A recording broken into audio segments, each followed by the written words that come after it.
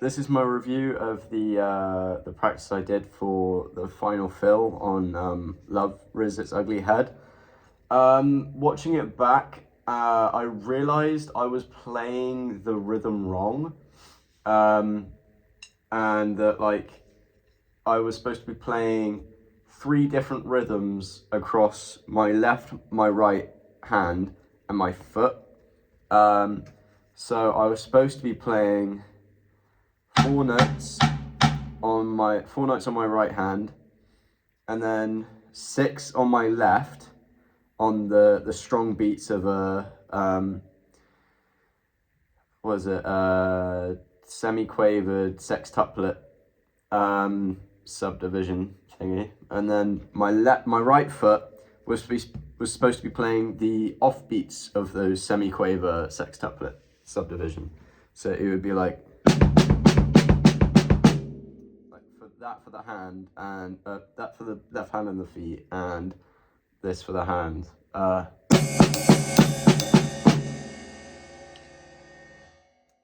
But in the video, I was going. Like, oh wait, I'll start again.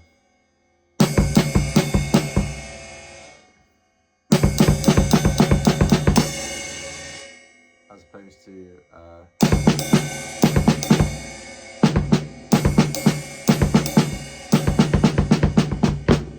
Obviously, I'm still practicing it, and I can't quite yet do it, but it's for my right hand, for my left hand, and for my right foot, just about. So I'm going to take note that I've been playing the rhythm wrong. I'm going to go away and read the bar that I'm supposed to be playing that on. And yeah, I think it wasn't too bad otherwise. I mean, it did help me like coordinate where my right foot or like where the bass pedal notes are going, because I was kind of struggling with that, and also the speed of it. So getting that down was quite handy. Also, I did practice it like with both my hands on multiple different rhythms. I tried playing the bass rhythm with my hands, and vice versa, just to really get a feel for the placement of each note for all of my limbs, not just the ones that I'm playing on. And why I do that is so that I can, well, it gives me that creative ability to like, it's making sure I can actually like play those rhythms across the limbs, so that I can use those same rhythms to fill space in different contexts, as opposed to just like using the same thing for the same rhythm. So it does help me create a little bit of musical diversity.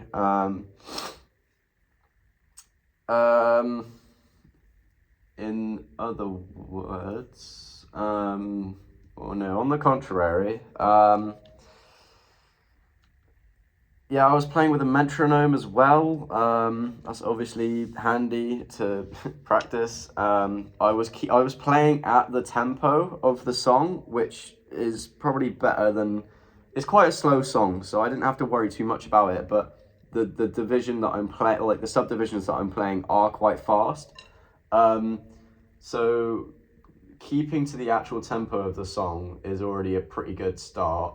And so it will enable me to actually be already at the speed and the tempo and the pace of the song, as opposed to playing like a slower tempo to help me figure out where the notes land, blah, blah, blah. Because it's already quite slow, I understand how to place them and where they place in the subdivision. So yeah, that's that. Yeah, so I'm gonna go away and practice the actual rhythm with. I'm gonna for like my next practice with that part of my routine, I'm gonna practice each polyrhythm on each limb. So I'm not just gonna practice the four, or no, it's eight quavers I have to play with my right hand, but I'm not just gonna play the quavers with my right hand. I'll go away and I'll try and play it with my left hand as well, and then mimicking the rhythm that my left hand would be playing in the actual thing. So basically just alternating the stickings.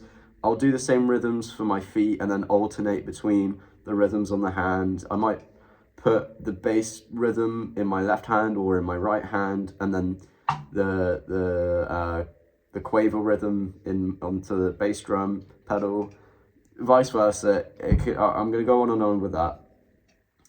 Again, just for the musical diversity and enabling myself to actually perform that, because it'll be quite handy to get a feel for polyrhythms across all my limbs as opposed to just my hands.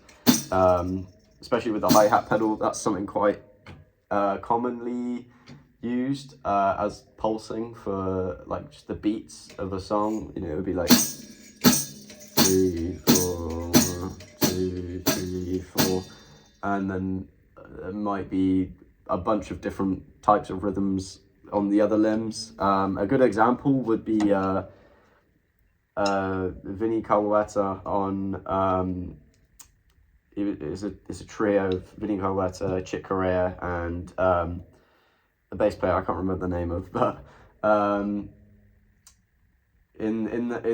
it's called the song's called Tumba, and in the song he is playing four, he's splashing the hi-hat pedal, so